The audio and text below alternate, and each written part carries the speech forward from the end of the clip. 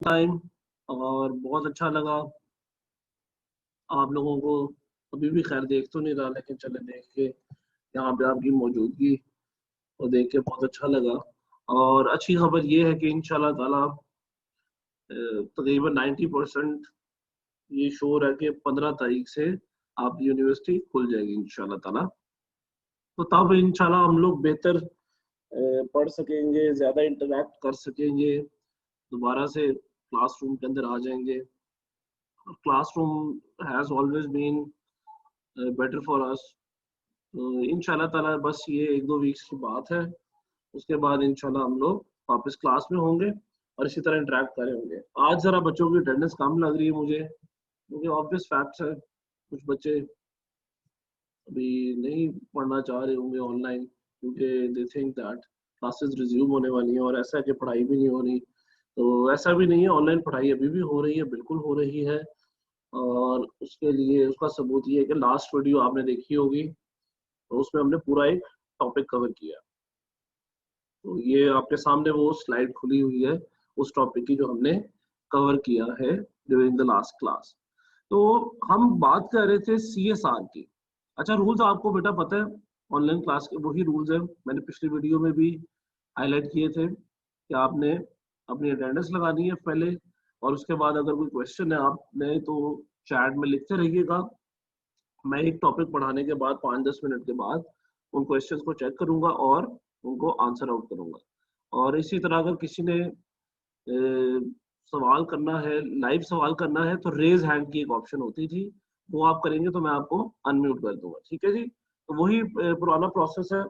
1-2 minute आपको लगेंगे, बल्कि 5-10 मिनट लगेंगे जरा जूम को दोबारा से समझने में, बट आप लोग समझ जाएंगे इंशाल्लाह ताला। तो let's move on the topic, and the topic we are studying is CSR। आपको याद होगा हमने CSR की सारी डेफिनेशन और उसकी डिफरेंट अप्रोचेस पढ़ी थी, और ये कैरल की रिस्पॉन्सिवनेस थ्योरी थी रिगार्डिंग CSR। इसी तरह दो जो मेन थ्योरीज हैं CSR की, वो होती हैं नॉर्मेटिव एंड इंस्ट्रूमेंटल। इनको भी हमने पढ़ा था डिटेल में, शायद लेक्चर नंबर 8 में आई गेस। और इसके अलावा हमने लास्ट क्लास में पढ़ी थी 7 positions on CSR by Grey, Owen and Adams. तो आज हम आगे बढ़ते हैं, CSR के टॉपिक को थोड़ा सा वाइंड अप करने चलते हैं। वाइंड अप तो नहीं, लेकिन चले इसके इंट्रोडक्शन को हम वाइंड अप करते हैं, इसकी थ्योरीज को हम वाइंड अप करने की कोशिश करते हैं। तो मैं बिफोर वी मूव ऑन, आप लोगों के ज़हन में इस टाइम एक CSR की थ्योरी मौजूद होगी किसी ना किसी फॉर्म में। अब एक काम करते हैं, मैं आप लोगों के सामने 2 केस स्टडीज पेश करता हूँ। आपने पिछली वीडियो में देखा होगा कैसे हमने कोरोना वायरस पैंडेमिक को रिलेट किया विद CSR। अब मैं आपके सामने वैसे बहुत मशहूर 2-3 केसेस हैं CSR की हिस्ट्री के अंदर, और ये बड़े मॉडल केसेस समझे जाते हैं, और समझा जाता है कि ये CSR के पायनियर्स हैं। वो केसेस हम शेयर करते हैं आपके साथ, मैं शेयर करता हूँ जी वो केसेस। और उसमें से बेसिकली वहाँ उन केसेस में एथिकल डायलेमा भी है। ठीक है, एक केस जो हम अभी पढ़ेंगे बॉडी शॉप वाला, उसमें तो आप देखेंगे कि एथिकल डायलेमा भी है। बट चलें जी, लेट्स मूव ऑन। ये एक केस स्टडी है वॉलमार्ट की। वॉलमार्ट जो है वो आप लोगों को आइडिया होगा कि दुनिया की सबसे बड़ी डिपार्टमेंटल स्टोर चेन है, और मेरा ख्याल है कि दुनिया के अंदर एक सुपरमार्केट का कॉन्सेप्ट, डिपार्टमेंट का कॉन्सेप्ट वॉलमार्ट ने ही शुरू किया था। वरना पाकिस्तान में भी आपको याद होगा छोटी छोटी दुकानें होती थी परचून की, शायद आप इतने बड़े नहीं है कि आपको याद हो, बट मेरा ख्याल है अभी भी कई एरियाज में है छोटी छोटी दुकानें। लेकिन अब कॉन्सेप्ट बदल गया है, लोग अब सुपरमार्केट जाना पसंद करते हैं, ग्रोसरी करना पसंद करते हैं। तो ये इसका जो दुनिया में क्रेडिट मिलता है दुनिया में इंट्रोड्यूस करने का या इसको एडवांस करने का, वॉलमार्ट को मिलता है। And Walmart is one of the top 10 companies of the world. ठीक है, तो उसके बारे में एक बड़ी मशहूर केस स्टडी है चले इसको आप सुने जरा, फिर उसके बाद इसको डिस्कस करते हैं।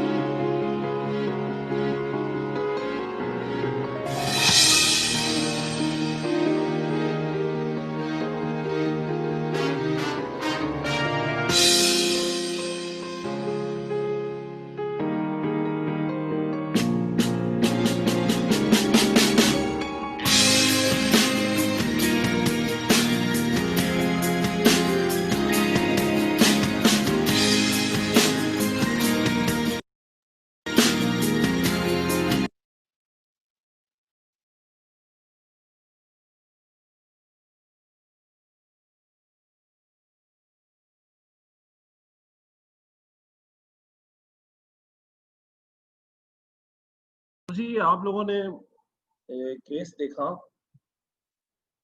और ये केस स्टडी थी वॉलमार्ट की, और वॉलमार्ट आप लोगों को नाम भी सुना था और आपने देखा कि कैसे वॉलमार्ट जो है शुरू में it was deemed to be unethical. उसकी बहुत सी रीजंस थी, आपने देखी होंगी। उसमें एक बहुत बड़ी रीजन जो हमने पाकिस्तान में भी डिस्कस की है, ये पाकिस्तान में तो मेरा ख्याल है 5-7 साल पहले ही ये डिपार्टमेंटल स्टोर्स का कॉन्सेप्ट आया है सुपरमार्केट्स का। कुछ कुछ थी, शुरू से थी, जिस तरह लाहौर में एक है अल फतेह। अल फतेह के बारे में ये है कि हमारे बचपन से है, काफी पुरानी है। एक दो थी इस तरह की सुपर स्टोर्स, लेकिन वहां कोई ऑब्वियसली जाता नहीं था, बहुत कम लोग जाते थे, एका दुका होती थी पूरे शहर में। लेकिन अब आप देखें हर गली के अंदर, हर इलाके के अंदर बड़े बड़े डिपार्टमेंटल स्टोर्स खुल गए हैं। तो इवन आपके गुजरावाला में देखिए रोज बरोज नया एक बड़ा सा डिपार्टमेंटल स्टोर खुल रहा है। तो उससे एक जो कॉन्सिक्वेंसेस हमें फेस करने पड़ते हैं, पाकिस्तान में भी करने पड़े, उनमें से एक कॉन्सिक्वेंस था, आपको याद होगा कि जो छोटे छोटे परचून वाले हैं, जनरल स्टोर वाले हैं, जो कि हजारों की तादाद में हैं, वो एकदम अनएम्प्लॉयड कह ले या उनका बिजनेस खत्म हो गया। और ये अब समझा जाता है कुछ लोगों की तरफ से अनएथिकल है। फिर साथ ही साथ वॉलमार्ट ने शुरू में पे भी कम करना और इसके अलावा कोई इंसेंटिव्स ना देना अपने एम्प्लॉइज को, और साथ ही साथ कोई यूनियन नहीं बनाने दी। तो इस तरह की कुछ बातें थी जो कि वॉलमार्ट की इमेज को बहुत ज्यादा अफेक्ट कर रही थी। एंड वॉलमार्ट रियलाइज्ड इट, और वॉलमार्ट ने इसको दूर करने की कोशिश की। और आपने देखा कि कैसे वॉलमार्ट ने over the recent years CSR को अपनाया, और उसकी वजह से ना सिर्फ अपना इमेज बेहतर किया, बिजनेस ग्रो किया, बल्कि फाइनेंशियल बेनिफिट्स भी हासिल किए। इसका सबूत ये है कि उसने देखे 30 मिलियन की जो डॉलर की सिर्फ कॉस्ट है on the use of eco friendly electricity या इलेक्ट्रिक कंपोनेंट्स, तो उसी से उसने 30 मिलियन डॉलर भी बचा लिया। फिर उसका इमेज बढ़ गया, उसका इमेज बेहतर हो गया। इस टाइम वॉलमार्ट में काम करने के लिए लोग मतलब तरसते तो नहीं कहूंगा, लेकिन काम करना चाहते हैं, बड़ी जोशो खरोश से काम करते हैं। खासतौर पे स्टूडेंट्स वगैरह के लिए बहुत एक बेहतरीन प्लेटफॉर्म है वॉलमार्ट पे। ज्यादातर स्टूडेंट्स ही काम करते हैं, और Walmart is one of the most charitable companies. तो इस चीज ने हेल्प किया वॉलमार्ट को ग्रो करने में, कि वो सीएसआर से रिलेटेड था। अच्छा, इसके अलावा एक और केस मैं आप लोगों के साथ शेयर करना चाहूंगा जी, वो भी बड़ा मजे का केस है। और ये जो केस है ये बेसिकली एथिकल डायलेमा का है, या सीएसआर डायलेमा का है, कि एक कंपनी सीएसआर अगर फॉलो भी करे तो अनएथिकल प्रैक्टिसेस में इन्वॉल्व हो सकती है, एक डायलेमा बन सकता है, करें भी और ना भी करें। तो वो क्या केस है जी? वो केस है द बॉडी शॉप का। बड़ा मशहूर केस है ये भी। चले लेट्स सी ये क्या है।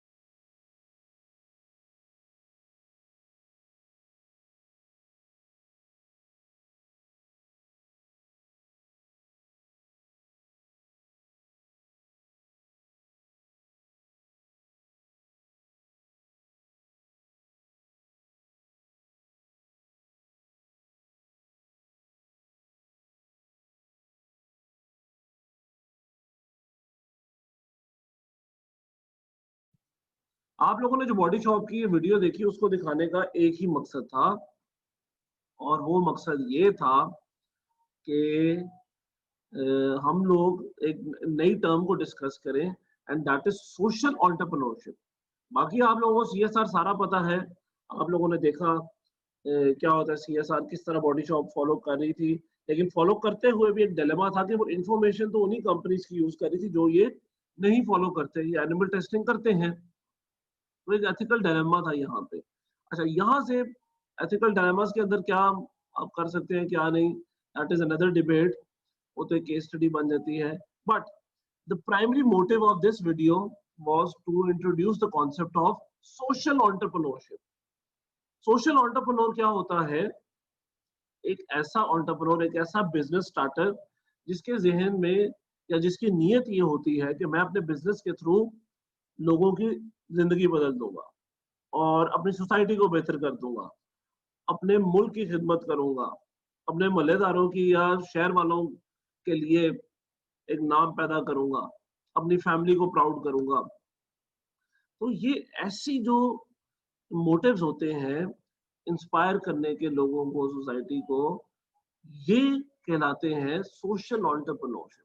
आप में से कईयों के जहन में कभी ना कभी बिजनेस स्टार्ट करने का आइडिया आया होगा जरूर, और इसके साथ साथ आप लोगों में से, उनमें से कुछ के जहन में ये भी आया होगा कि यार हम बिजनेस करते हैं लोगों की भलाई के लिए, हम प्रॉफिट कम रखेंगे, यार ये तो ज्यादती है, ये तो इतना ज्यादा चार्ज करते हैं ये फलां फलां वाले, हम कम चार्ज करेंगे, या हम इसके अंदर ये चीज भी डालेंगे, चैरिटी भी करेंगे, मैं मेरे पास पैसे आएंगे तो मैं चैरिटी भी करूंगा। तो ऐसा बंदा कहलाता है सोशल एंटरप्रेन्योर। और एंटरप्रेन्योरशिप के अंदर सीएसआर का कॉन्सेप्ट है सोशल एंटरप्रेन्योरशिप, कि एक नया बिजनेस स्टार्ट करने वाला भी सीएसआर को इम्प्लीमेंट कर सकता है with the concept of social entrepreneurship. आपने एग्जांपल दी कि किस तरह ये बॉडी शॉप में जो नीता साहिबा थी, उन्होंने ये कंपनी को शुरू ही किया इस नीयत से कि वो सोशल एंटरप्रेन्योर बनना चाह रही हैं। और भी बहुत सी एग्जांपल्स हैं आपके पास ऐसे लोगों की जिन्होंने कंपनी सोशल एंटरप्रेन्योरशिप के लिए यूज की, बनाई, लेकिन they turn out to be billionaires. इस तरह की एग्जांपल है ओपरा विनफ्रे की, द वर्ल्ड्स रिचेस्ट वुमन थी एक जमाने तक। तो उसका भी यही, अगर आप इंटरव्यूज वगैरह देखें तो कहती थी कि मैं I wanted to improve the life specially of the black people, ठीक है, ऑफ द डिप्राइव्ड क्लास। तो वो इसलिए बिजनेस में आई और उसका सक्सेसफुल हुआ सारा, एंड सो ऑन। तो ये कॉन्सेप्ट आप लोगों ने जहन में इसलिए रखना है क्योंकि इंशाल्लाह many of you are going to become entrepreneurs, या इवन अगर आपके अपने बेटा कंपनीज हैं या बिजनेसेस हैं वालिद साहब के भी, तो जो कोई भी ज्वाइन करे इस चीज को, आपने जहन में रखना है कि कोई ना कोई सोशल एस्पेक्ट आप लोगों ने रखना है अपनी बिजनेस के अंदर। अच्छा जी, ये था हमारा सोशल एंटरप्रेन्योरशिप का कॉन्सेप्ट। चलें जी, फाइनली आज ना मैं जरा आप लोगों को एंटरटेन करने के मूड में हूँ, वीडियोस दिखाने के मूड में हूँ, क्योंकि थोड़ा ना ये वीडियोस के केस स्टडीज के थ्रू, अब ऑब्वियसली बोर्ड पे तो नहीं लिख सकते केस स्टडीज को, तो यहाँ पे इसीलिए बेहतर है कि मैं आपको इस वीडियो के थ्रू ये केस स्टडी समझाऊं। अब ये केस स्टडी के बाद एक आपने चीज जो पढ़ भी ली है ऑलरेडी, वो सिर्फ आपकी रिवीजन के लिए मैं आपको कराना चाहूंगा, and that is carols responsibility pyramid, corporate social responsibility pyramid. ठीक है, ये कंपनीज, ये थोड़ा सा इंट्रोडक्शन ही होगा सीएसआर का, तो ये भी देख लेते हैं जी, 3-4 मिनट की वीडियो है, तो चले let's see.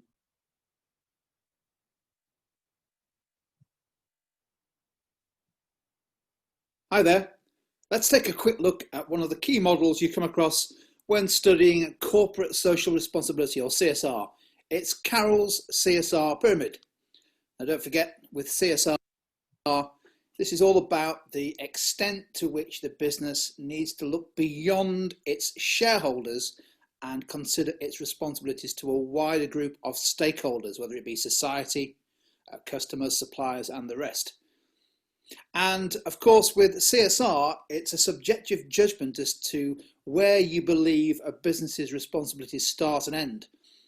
If you recall, the traditional view of CSR from the likes of Milton Friedman was that it was business's job or responsibility just to make profit, and that it shouldn't really have any other wider responsibilities to society. But over the years, a wider view has developed of the framework under which businesses make decisions, and this is really the basis for Archie Carroll's pyramid. His view was that whilst profit is important, businesses need to think wider in terms of both their purpose and their responsibilities to society. And so he developed the CSR pyramid, which has 4 elements to it. And we'll look at these 4 briefly. The key thing to remember about the pyramid is it's just a framework for thinking about CSR. It's not necessarily a model that you apply in terms of making decisions about CSR. So let's look at this framework. The starting point is the foundation of CSR, which Carroll argued was the economic. And what he was really saying here is that before a business can start to do the other clever stuff like philanthropic activities, it first must make a profit. A business is only useful to society if it's profitable, if it's able to survive, generate profits, pay wages, and so forth. So CSR starts with economics and then moves on to making sure that a business fulfills its responsibilities to obey the law. So there's obviously a wide range of legislation and regulations that businesses need to comply with. And Carroll argued that that was the next layer in the foundation of being socially responsible. After having established your economic and legal responsibilities, the next layer, Carroll argues, is ethical responsibility.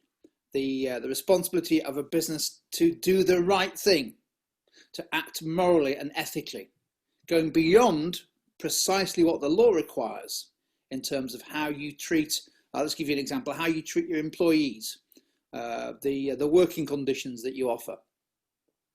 And lastly, Carroll argued that if you built the foundations of CSR by dealing with economic, legal and ethical responsibilities, the next layer on top was what he called philanthropic. This is where business goes beyond acting legally, ethically, but also starts to give back to society. For example, staff working on projects for society, the sponsorship of charitable activities, the local sports club, that kind of stuff. The philanthropic activities that businesses like to do, and in particular because it appears to give them, in some cases, a sort of a marketing benefit, being seen to be giving something back to society. So there we go, that was what Carroll was saying. He was saying that CSR has 4 levels, but the most important thing is you have to get the economics right first, you have to make a profit. It's a useful model, it's relatively easy to understand and apply, and of course, importantly, it emphasises the importance of a business surviving and making profit in order to be able to do all the other stuff. So don't get too upset if you don't understand all the detail of this model. It's just a framework, but a useful one to bring into any answers on CSR or corporate social responsibility.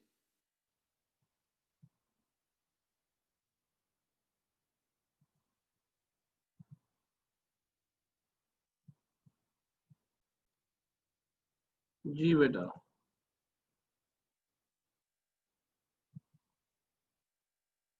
चलिए जी. So now I'm very much sure कि आप लोगों को revise भी हो गया सारा और इवन काफी एक बेहतर आइडिया हो गया what CSR is. And now we'll move on to the next topic और इसको वाइंड अप करते हुए CSR को ये आ जाए जी. Advantages and disadvantages of CSR. अब ये क्या चीज है और ये क्यों पढ़ाई जा रही है? क्योंकि हमेशा से अभी भी आप लोगों के जहन के अंदर कुछ के अंदर एक आर्ग्यूमेंट होगा कि सर CSR ठीक है, बहुत अच्छा अपनी जगह, but CSR is not beneficial for the company. या CSR के खिलाफ अभी भी कुछ लोग हैं, वो कहेंगे ठीक है एक हद तक करना चाहिए, यानी वो अपने आप को एक्सपीडियंट कहेंगे, ये कुछ हद तक करें ठीक है, या ये रिस्पॉन्सिवनेस थ्योरी में रिएक्शन और डिफेंस तक वो रहेंगे कि उतना ही करें जितनी जरूरत है, बिजनेसेस को इतना नहीं पढ़ना चाहिए क्योंकि अल्टीमेटली शेयर होल्डर्स भी तो हैं। और लेकिन CSR, अच्छा ये डिबेट है। दूसरी तरफ दूसरा ग्रुप है जो कहता है नहीं जी CSR जरूरी है, उसमें सोशल कॉन्ट्रैक्ट इकोलॉजिस्ट और डीप इकोलॉजिस्ट भी आ जाएंगे कि नहीं जी CSR जरूरी है क्योंकि CSR कंपनी करेगी तो उसका भी फायदा है और कंपनी की मोरल और एथिकल रिस्पॉन्सिबिलिटी है कि वो सोशल रिस्पॉन्सिबिलिटी दिखाए एंड एवरीथिंग। ये लोग इंस्ट्रूमेंटल व्यू वाले होते हैं, सोशलिस्ट फेमिनिस्ट या इकोलॉजिस्ट माइंड फ्रेम के होते हैं, जो दूसरे हैं वो नॉर्मेटिव होते हैं। तो ये बहस हमेशा से चलती आई है, whether a company should adhere to the CSR और नॉट। वो थोड़ी सी हम भी ये बहस कर लेते हैं और स्टार्ट करते हैं with the advantages of CSR। What are the advantages of CSR? आप लोगों ने भी इसमें पार्टिसिपेट करना है। अगर आप लोगों के जहन में, आप बल्कि अपना पॉइंट ऑफ व्यू बताएं मुझे कि what do you think advantages को जहन में रखते हो या डिसएडवांटेजेस को, कि CSR होनी चाहिए या नहीं होनी चाहिए। ठीक है, आप अपने व्यूज देते रहे, तब तक मैं आपको ये बताता हूँ, फिर हम उनको डिस्कस करते हैं। तो number one advantage of CSR is a source of competitive advantage. अच्छा जी, ये बड़ा जरूरी है। इसका मतलब क्या है? आजकल के दौर में जहां पे कंपटीशन इतना टफ है कि फाइनेंस के अंदर कोई रोम नहीं रहा कंपटीशन का, एक कंपनी के मैं फाइनेंशियल मैटर्स बहुत अच्छे हैंडल करती हूँ, या मैं बड़े अच्छे अच्छे सॉफ्टवेयर यूज करती हूँ, अकाउंटिंग बहुत अच्छी करती हूँ, तो मेरा दूसरी कंपनीज पे एडवांटेज है। सब कंपनीज के पास अच्छे सॉफ्टवेयर हैं, सब कंपनीज के अकाउंटेंट्स अच्छे हैं, पढ़े लिखे चार्टर्ड अकाउंटेंट्स हैं। हर कंपनी का अपने अपने बैंक के साथ एक अच्छा रिलेशनशिप बना हुआ है, और every company has a source of finance. तो फाइनेंस के अंदर बहुत देर पहले ठीक है एक एडवांटेज होता था, अब उतना एडवांटेज नहीं रहा। अच्छा, फिर आ जाए जी अकाउंटिंग के अंदर, वही मैंने बात की कि सॉफ्टवेयर एक्सेट्रा सब मौजूद है। कॉस्ट अकाउंटिंग में भी इवन इकोनॉमीज ऑफ स्केल तकरीबन हर कंपनी अचीव कर चुकी है। हर कंपनी अपने स्टैंडर्ड के मुताबिक, खासतौर पर जो बड़ी कंपनीज हैं, जो बहुत फेयर्स कंपटीटर्स हैं, जिस तरह पेप्सी हो गई, कोक हो गया, वो इकोनॉमीज ऑफ स्केल भी अचीव कर चुके, कॉस्टिंग भी उनकी मिनिमम है। तो अब ये भी एडवांटेज खत्म हो गए, कॉस्टिंग करें बेहतरीन। अच्छा, इसके अलावा जी marketing, every company is using the best possible and every possible method of marketing, branding सब कर रहे हैं, सब ब्रांड भी बना चुके हैं अपना, और मार्केटिंग भी बेहतरीन कर रहे हैं, TV, internet, Facebook, everywhere they are marketing themselves. तो मार्केटिंग के अंदर भी रूम नहीं रहा। अच्छा जी, हमारा सेशन खत्म होने वाला है, आपने फौरन ज्वाइन कर लेना है दूसरा सेशन, ठीक है, अगर बीच में बात करते करते खत्म हो जाए। तो मार्केटिंग के अंदर भी अगर आप देखें, सेल्स, बेहतरीन सेल्स टीम्स है हर एक के पास, हर तरीका यूज किया जा रहा है सेल्स का।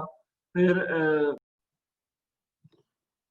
चले जी, let's carry on from way we left, और हम बात करें थे एडवांटेजेस की। मैं आपको बता रहा था कि कंपटीशन इतना टफ हो चुका है, मार्केटिंग की भी बात हम कर रहे थे, ऑनलाइन बिजनेसेस का भी बताने लगा था, मतलब ऑनलाइन बिजनेसेस भी, everyone is offering a cash on delivery option, return exchange सारे अब कर रहे हैं आहिस्ता आहिस्ता। तो इस तरह जी ये कंपटीशन बढ़ता जा रहा है, मार्केटिंग के अंदर भी, फाइनेंस के अंदर भी, ह्यूमन रिसोर्स के अंदर भी। देखें, हर कोई बेहतरीन से बेहतरीन एम्प्लॉयज हायर कर रहा है, हर किसी की हायरिंग, कंपनसेशन एक्सेट्रा बेहतरीन है। अच्छा, सो नाउ कोई तो एक जगह होनी चाहिए जहां पे कंपटीशन की अभी भी गुंजाइश है, और एक ऐसी जगह जिसमें कंपटीशन की अभी भी बहुत गुंजाइश है वो है CSR। तो कॉर्पोरेट सोशल रिस्पॉन्सिबिलिटी के अंदर अभी भी गुंजाइश है, और इस चीज को आजकल के दौर में एक कंपैटिटिव एज समझा जा रहा है। और कंपनीज इस चीज पे इसलिए भी फोकस करी क्योंकि this gives them competitive edge over the companies. अब आप देखें कि आप जो इश्तिहार आजकल देख रहे हैं वो majority of the ads they are based on CSR, जिसमें अच्छे अच्छे मैसेजेस दिए जा रहे हैं, दिखाया जा रहा है कि हमारी कंपनी बहुत मदद कर रही है गरीबों की, एटसेट्रा एटसेट्रा।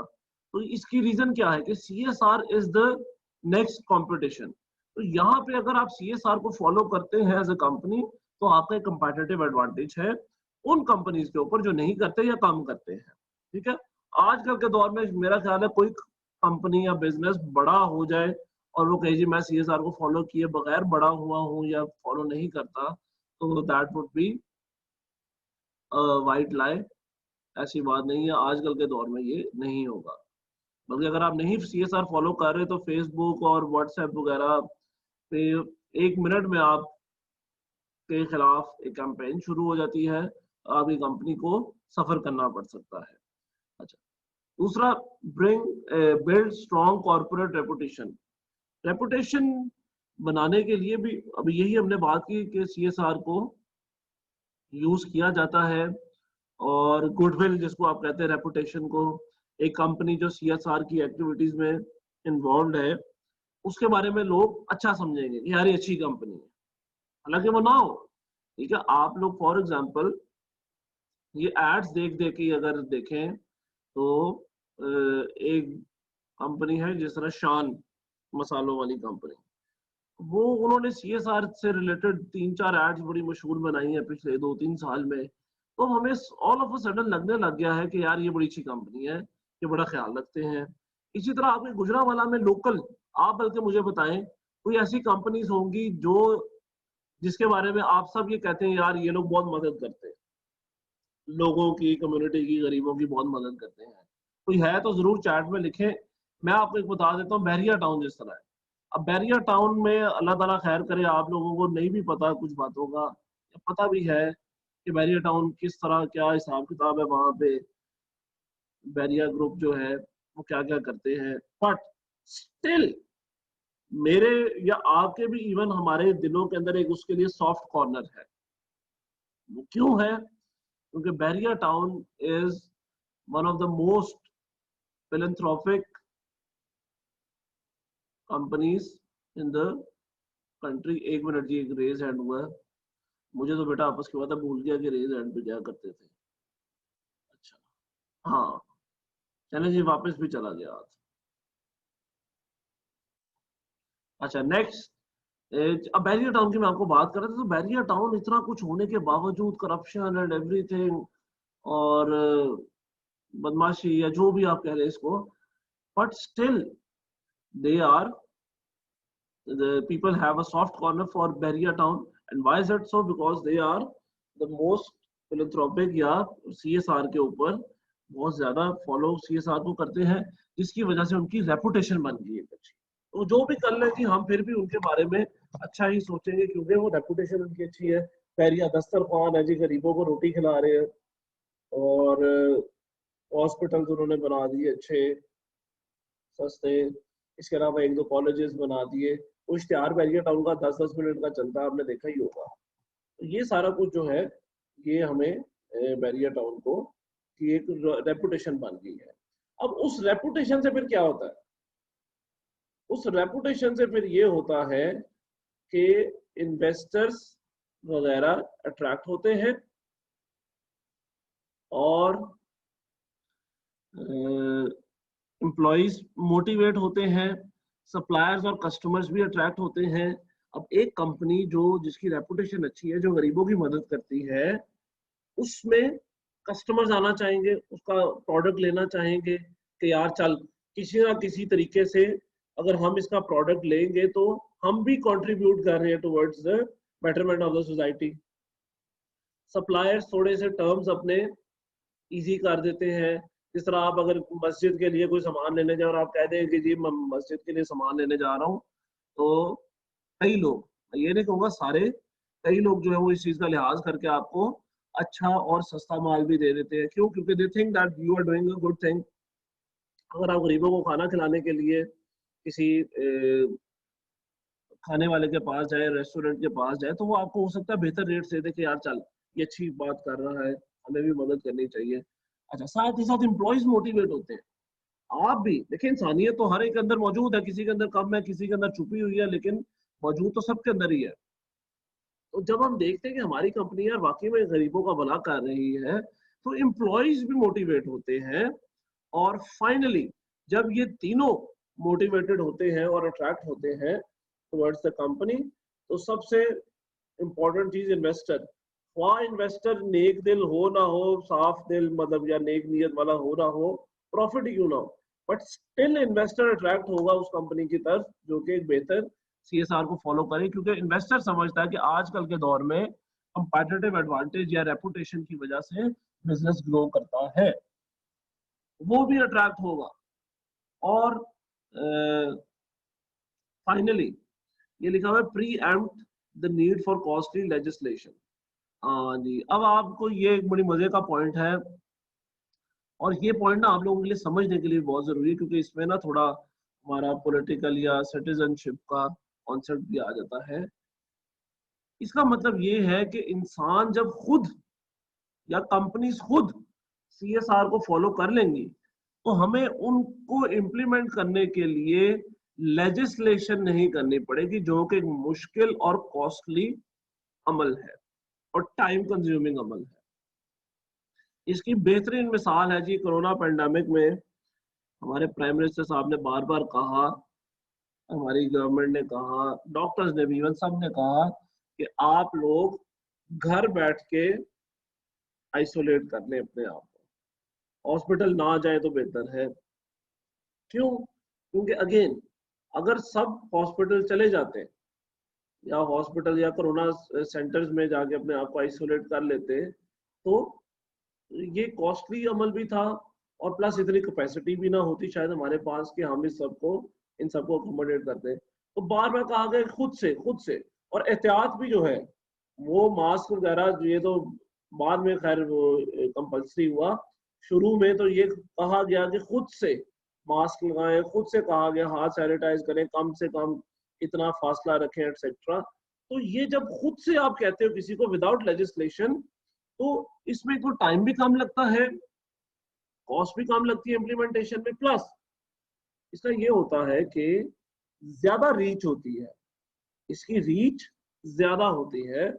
और अगर आप लेजिस्लेशन बना भी लें, तो जब तक कोई दिल से किसी चीज को फॉलो नहीं करेगा, वो उस लेजिस्लेशन को भी फॉलो नहीं करेगा। तो आप देखेंगे कंपनीज के लिए कितनी लेजिस्लेशन बनी हुई है, कितना उनको कहा जाता है ये करें वो ना करें, वो आप लेजिस्लेशन बनी हुई है कि आपने वेस्ट नहीं करना, धुआं नहीं निकलने देना, ये एटसेट्रा, एम्प्लॉयज को इतनी तनख्वाह देनी है, बट स्टिल कोई नहीं मानता, अब वही काम करने। लेजिस्लेशन है भी, लेकिन इतने बड़े पैमाने पे इस लेजिस्लेशन को इम्प्लीमेंट करवाना भी एक कॉस्टली और टाइमली प्रोसेस है। तो इसकी बजाय दिल के अंदर एक अवेयरनेस क्रिएट करें, एक अवेयरनेस क्रिएट की जाए अगर, तो वो बेहतर है। तो सीएसआर क्या है? सीएसआर कोई लॉ नहीं होता कि कंपनीज के ऊपर हर चीज का लॉ लगा दिया जाए, एम्प्लॉयज को ये दो, कस्टमर्स के लिए ये काम करो, इन्वेस्टर्स के लिए ये करो, या इतनी चैरिटी मस्ट करनी है आपने। आप क्या करते हैं, आप कंपनीज, आप तो नहीं, मतलब गवर्नमेंट तो नहीं करेगी ये, बट कंपनीज खुद अगर ये एहसास कर ले, तो हमें इस सब से हम बच सकते हैं कि वो एक लेजिस्लेशन प्रोसेस के थ्रू जाए। पहली बात है हमारी जो आपस की बात है, असेंबलीज है, अल्लाह ताला इन सबको हिदायत है, वो कभी इस तरफ आती नहीं है, वो इस तरह की लेजिस्लेशन ही नहीं करते। तो अगर कर भी ले तो उसके ऊपर भी इतनी बहस कर लेंगे कि लेजिस्लेशन ही खत्म हो जाती है। तो मान भी जाए, पास भी हो जाए, तो वो इम्प्लीमेंट नहीं होती। हमारी आवाम भी ऐसी है माशाल्लाह कि वो अच्छी बात मानती नहीं है। तो यहाँ पे है कि इंस्पायर किया जाए, ठीक है। सीएसआर जो वो एक इंस्पिरेशन है, और इंस्पिरेशन जो है उससे हम इस सबसे टाइम और कॉस्ट से बच सकते हैं। अच्छा, ये तो थे एडवांटेजेस ऑफ सीएसआर। तो अब दूसरे रुख बढ़ते हैं, जो लोग इसके अगेंस्ट हैं। तो अगेंस्ट सीएसआर हमारे पास ये आर्ग्यूमेंट्स हैं, इससे ज्यादा एडवांटेजेस भी हो सकते हैं, डिसएडवांटेजेस भी हो सकते हैं। ये वैसे ही जो मेरे ज़हन में थे मैं आपके साथ शेयर कर रहा हूँ। डिसएडवांटेजेस ऑफ सीएसआर में सबसे पहला और फोरमोस्ट और सबसे ज्यादा यूज होने वाला आर्ग्यूमेंट है against CSR, that is that it is a distraction away from the core business. मतलब जब आप लोग मीन मेखियों में पड़ जाते हैं, गरीबों की मदद करने में पड़ जाते हैं और अच्छे कामों में पड़ जाते हैं, तो आप लोग बिजनेस यानी प्रॉफिट मेकिंग से हट जाते हैं। आप लोगों की स्ट्रैटेजीज फिर टाइम लेने लग जाती हैं, उनके अंदर भी बिजनेस से हटके बातें आने लग जाती हैं। डिसीजन मेकिंग आपकी अफेक्ट हो जाती है क्योंकि आप हर डिसीजन को फिर सीएसआर के ऊपर तोलते हैं। तो बेसिकली आपका जो कोर बिजनेस है दैट इज प्रॉफिट मेकिंग या प्रोडक्शन या मैन्युफैक्चरिंग, आप फिर अपना टाइम, रिसोर्सेज, लोग, पैसा, ये सब कुछ जो है दूसरी तरफ लगाने लग जाते हैं।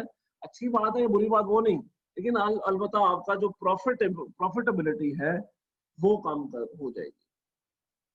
ठीक है जी, तो ये एक इसके अगेंस्ट सबसे बड़ा आर्गुमेंट है कि आपका ध्यान इधर उधर लग जाता है।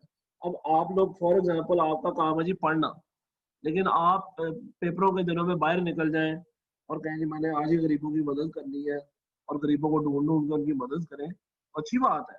बट आप अपने एग्जाम से हट रहे हैं और आपका एग्जाम देना या पास आउट होना as a student is your core objective, तो आप उससे निकल रहे हैं, तो आप फोकस अपना शिफ्ट कर रहे हैं।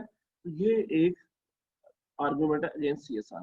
दूसरी argument, short term benefits fail to outweigh the cost. दूसरा ये कि सीएसआर ना सिर्फ आपको डिस्ट्रैक्ट करता है, आपका टाइम मांगता है, स्ट्रेटजीज और डिसीजन मेकिंग मांगता है, आपके पैसे भी मांगता है। आपने ऑब्वियसली किसी को चैरिटी करनी है, पैसे देने पड़ेंगे। एम्प्लॉयज को ज्यादा पे कर रहे हैं जी, चैरिटी एम्प्लॉयज को ज्यादा पे करें, पैसे देने पड़ेंगे। हॉस्पिटल बनवा रहे हैं, फाउंडेशंस बनवा रहे हैं, यतीम खाने बनवा रहे हैं, इस सब में पैसा तो लगता है। अब ये जो पैसा है जो आप लगा रहे हैं, इसका जो रिटर्न आएगा वो इतना ज्यादा नहीं है और वो शॉर्ट टर्म है, क्योंकि जब आपने ये पैसा लगाना छोड़ा तब आपका ये बेनिफिट भी आना खत्म हो जाएगा। तो ये शॉर्ट टर्म बेनिफिट है जी, आप जब तक करते रहेंगे आता रहेगा बेनिफिट, लोग याद रखेंगे। जैसे ही आप छोड़ देंगे अच्छे काम करना 2-3 साल बाद, इसके बेनिफिट्स आने खत्म हो जाएंगे। तो जो गुडविल बनने में टाइम लगता है उतना ही टाइम गुडविल जाने में भी लगता है। ठीक है जी, ये कॉन्सेप्ट है यहाँ पे। और दूसरी बात कि जितना पैसा लगा रहे हैं इन सब कामों में, इस जो बेनिफिट आपको मिल रहा है वो इससे ज्यादा नहीं है। तो the cost is more than the benefit. And final तीसरा हमारे पास पॉइंट जो हम ऊपर भी डिस्कस कर चुके हैं, एक्चुअली इन दोनों पॉइंट्स का निचोड़ है कि time and resource consuming. Time is also resource, money is also resource. लोग लगाने पड़ेंगे, ह्यूमन रिसोर्स भी लगानी पड़ेगी, हर डिपार्टमेंट को लगना पड़ेगा, मार्केटिंग भी आपको इसकी करनी पड़ेगी, आपको इसकी प्लानिंग फोरकास्टिंग भी करनी पड़ेगी एटसेट्रा। तो ये टाइम एंड रिसोर्स कंज्यूमिंग है। और फाइनली ये आप जो लोगों को इम्प्रेस करने के लिए कर रहे हैं, एक बहुत बड़ी तादाद लोगों की ऐसी भी है जो इसको आपके अगेंस्ट समझ सकती है, जिसको आप कहते हैं पीआर इवेंट समझेगी या विंडो ड्रेसिंग समझेगी कि आप लोग असल में ऐसे नहीं है जी, कंपनी असल में इतनी अच्छी नहीं है, मैं इसके ओनर को जानता हूँ, ये 1 नंबर 2 नंबर बंदा है जी, और इतना अच्छा बंदा नहीं है, कंपनी भी इतनी अच्छी नहीं है, मुझे पता है, लेकिन ये बस दिखावे के लिए ये यतीम खाने चले गए और दिखावे के लिए इन्होंने 10 लोगों को खाना खिला दिया, या दिखावे के लिए एम्प्लॉय को एक को हज उम्रा करा दिया। ठीक है, ये भी बड़ा कॉमन है ना, हज उम्रा कराना, और इसमें भी ये पीआर इवेंट भी हो सकता है। तो हमारे आपके भी जहनों में अक्सर ऐसी कंपनीज के ऐसे इवेंट्स आपको एक पीआर इवेंट लगे होंगे या विंडो ड्रेसिंग लगी होगी, जिससे आपका उस कंपनी के बारे में व्यू और खराब हो गया कि यार एक तो ये चलो बुरे थे ही, अब ये मुनाफिक भी हो गए, ये है ये कुछ और लेकिन दिखा कुछ और रहे हैं। तो ये भी एक चीज अगेंस्ट भी जा सकती है। ठीक है जी, तो ये थे एडवांटेजेस और डिसएडवांटेजेस। 1 मिनट बेटा होल्ड कीजिएगा जरा।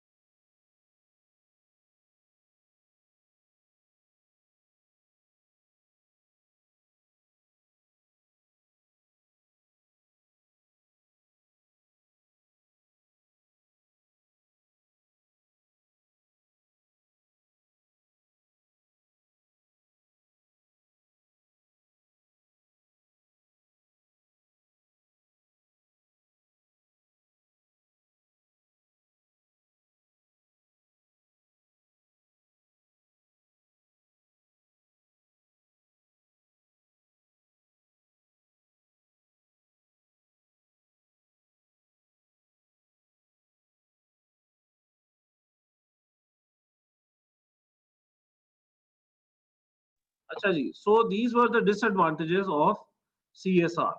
अब आप लोगों ने दोनों पॉइंट सुने हैं, इसके अलावा भी और पॉइंट्स आपके ज़हन में होते हैं, तो मैं चाहता हूँ हम ज़रा 5-6 मिनट की डिस्कशन करें इसके ऊपर। आप लोग चैट में भी लिख सकते हैं। देखिए जी,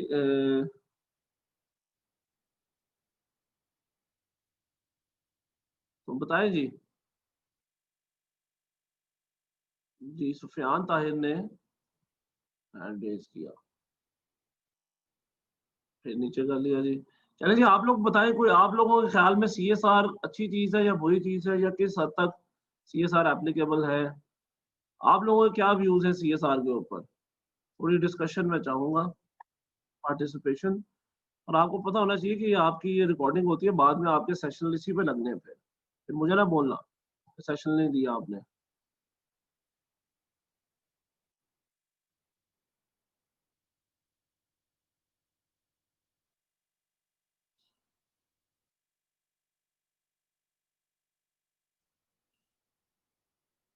चलें जी, CSR होनी चाहिए या नहीं होनी चाहिए?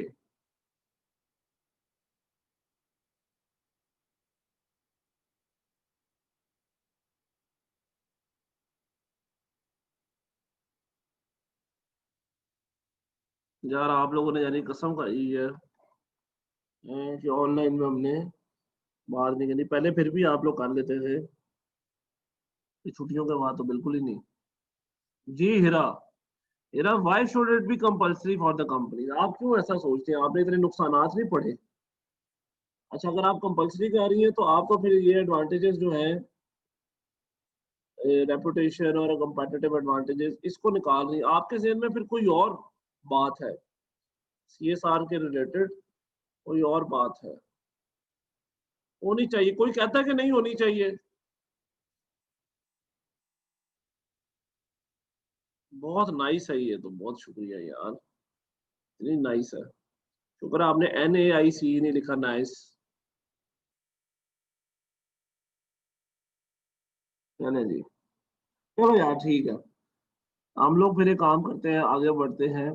और अच्छा जी, ये एक पॉइंट आया डिफरेंट हसन का, होनी चाहिए पर मेरे ख्याल से जब कंपनी ग्रोथ रेट में हो तब होनी चाहिए। अच्छा, मेरे तो ख्याल में जब ना हो तब होनी चाहिए। ठीक है, एक आपको मार्केटिंग का ये एडवांटेज मिलता है।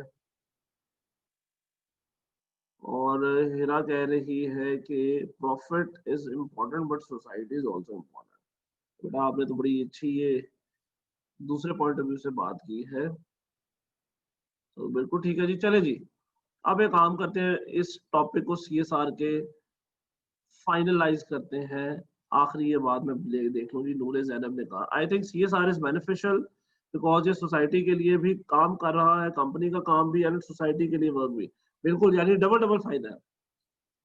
और सर हम खुद भी उसी सोसाइटी का पार्ट है, सो सूनर और लेटर हमारी कंपनी। वेरी गुड अप्रोच जी। ये जो आपने बात की है ना बेटा, ये पॉइंट ऑफ व्यू है उनका, सोशल कॉन्ट्रैक्ट वालों का। जो इसमें आपने देखा होगा कि यहाँ पे सोशल कॉन्ट्रैक्ट का जो ऑप्शन है, वो यही कहते हैं कि हम कंपनी के लिए इसलिए करें क्योंकि कंपनी हमारे लिए कर रही है। It is a mutual contract. तो बिल्कुल ठीक बात कही आपने। देखिए बेसिकली ये जो आपने ये चीज पढ़ी है ना, ये आप सबके अंदर है। ये हमें ऐसा ऐसा पता चलेगा। अब आप में से कुछ लोगों ने कहा कि सर कंपनी का फायदा है, वो अप्रोच है एक्सपीडियंट अप्रोच, यानी आप लोग CSR के ऊपर एक्सपीडियंट सोच रखते हैं।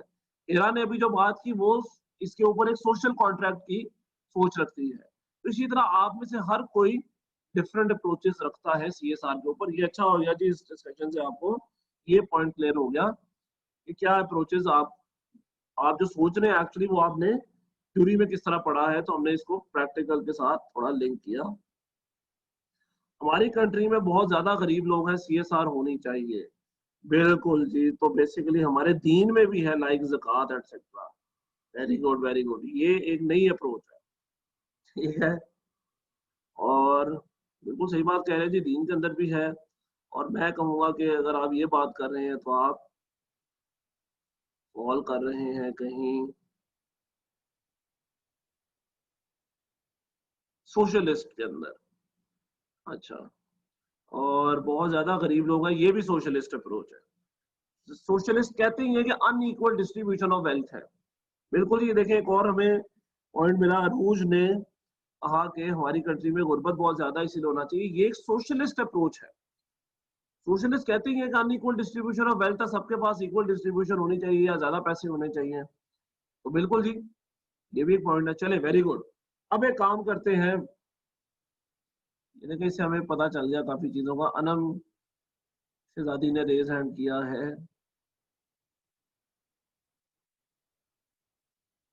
एक मिनट जी, अब आपको अनम्यूट करो। जी अनम, आप अपने आप को अनम्यूट करें जरा।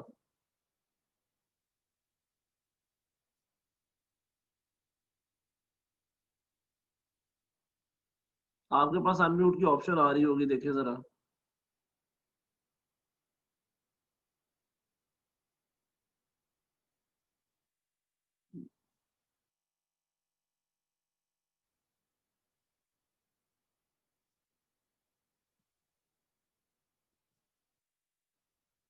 चलिए जी, यहाँ पे पता नहीं अनम्यूट की ऑप्शन नहीं आ रही।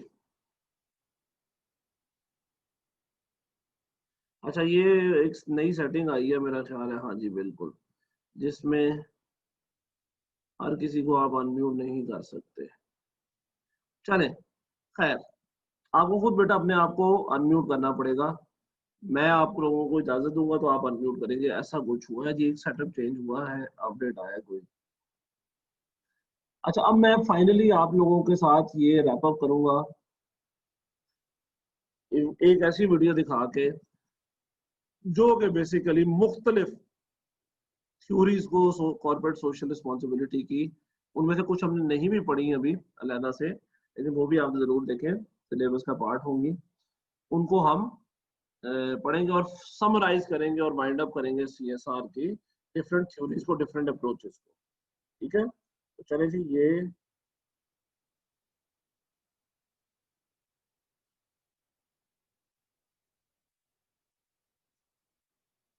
मैं आप लोगों के साथ ये वीडियो शेयर करने लगा हूँ।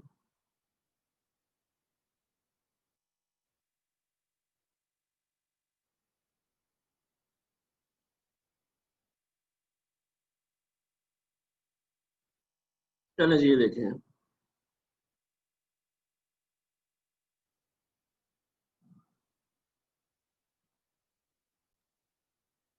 There are a range of CSR theories that try and explain either why we should pursue corporate social responsibility or explain why we do it. Normative theories focus on what we ought to do or what we should be doing. They focus on what is right from a particular perspective. Normative stakeholder theory is an example of a specific normative theory. From this perspective, it is ethical or appropriate to focus on all stakeholders, not just the shareholders. This is based on a sense of duty and values, which indicates that all stakeholders are valuable and worthy and should be treated with respect. This is different to treating stakeholders properly because you think it'll be in your own best interest. So it takes a deontological perspective, which means the intention behind the action is just as important as the action itself. A positive theory is one that is used to describe how people and organisations actually behave. They are descriptive and are used to help predict activity rather than to advise people how they ought to behave. Institutional theory is an example of a positive theory that explains why organisations end up performing CSR and corporate accountability. The underlying premise here is that organisations are influenced by peer pressure. If other organisations in the industry start acting responsibly, then they will imitate this action. The starting point may be a coercive action by a powerful lobby group or the government. This gets one or more organisations moving, and then mimetic behaviour, which is the mimicking or copying of others, leads to group norms and peer pressure about how an organisation should behave. All of these actions together explain why competitors start acting in a similar way. Homogenisation or isomorphism are the terms used to describe this process.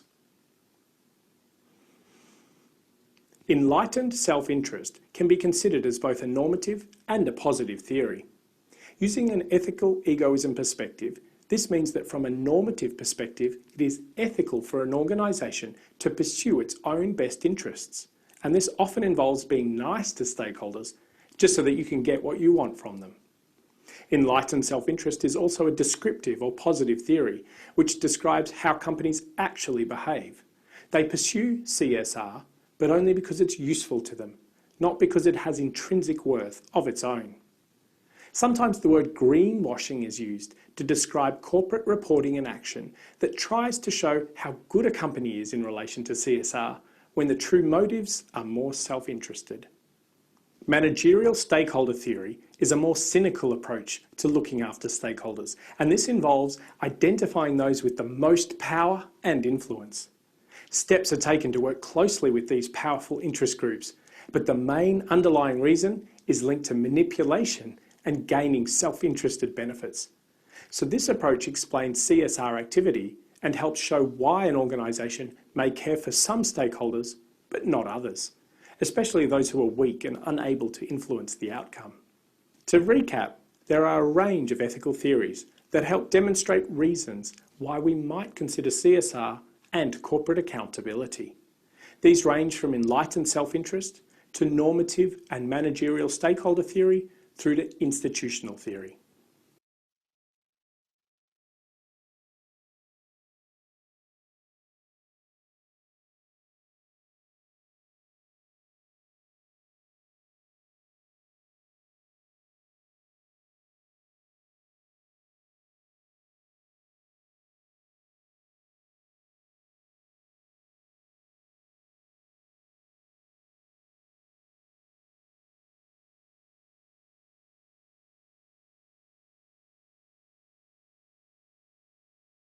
जी, ये बड़ी जबरदस्त video थी और इसमें एक दो ऐसी बातें हाईलाइट की गई जो हमारे जहनों में थी भी। वही बात आई थी, ना भले मालूम बिन्नियात कि कंपनी सीएसआर इस यहाँ पे बहस की कि एक्चुअली सीएसआर ये है कि आप नियत से जो अच्छा काम करते हैं, लेकिन दूसरी थ्योरी ये भी है कि भाई सीएसआर इज सीएसआर, नियत आप करें ना करें, actions are actually the representatives.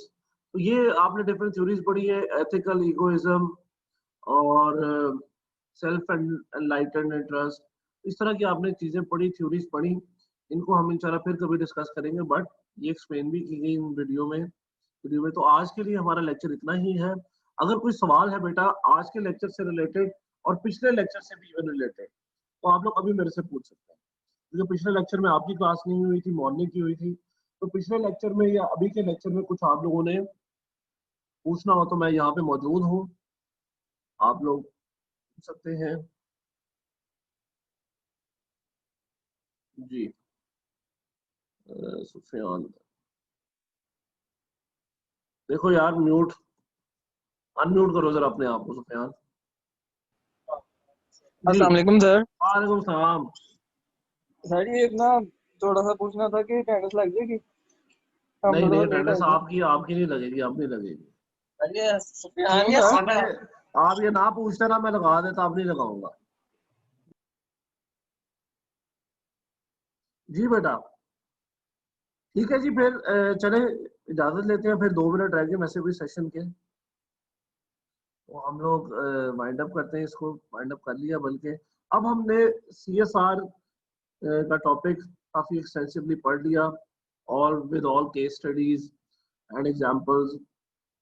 Online का ये एक फायदा होता है कि हम एक इंटरैक्टिव सेशन वीडियोस के थ्रू बना सकते हैं, इसको वो अच्छा समझ लग जाती है। तो चले अब इंशाल्लाह ताला हम लोगों ने अब फ्राइडे को स्टार्ट करना है स्टेक होल्डर्स का चैप्टर। तो फ्राइडे को हम स्टेक होल्डर्स को पढ़ेंगे, उनके बारे में बातें कुछ सीखेंगे, क्योंकि यहाँ बार बार सुनी जा रहे हैं कि CSR involve stakeholder, stakeholder, stakeholder. तो स्टेक होल्डर्स क्या है जी, वो इंशाल्लाह ताला हम फ्राइडे को पढ़ेंगे। तो तब तक के लिए इजाजत दें जी, और अल्लाह हाफिज।